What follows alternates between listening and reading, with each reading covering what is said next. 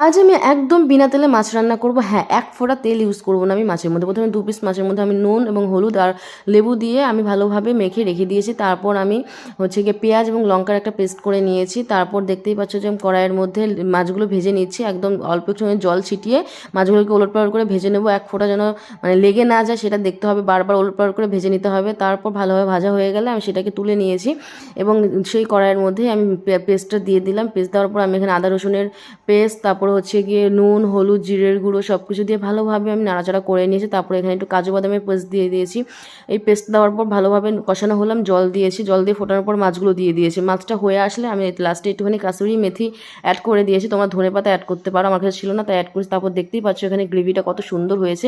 ব্যাস তারপর হয়ে গেলে নামিয়ে নিয়েছে। আর দেখতেই পাচ্ছ কতটা সুন্দর হয়েছে, আর স্মেল তো দারুণ বেরিয়েছিল, খেতেও না জাস্ট দারুণ হয়েছিল।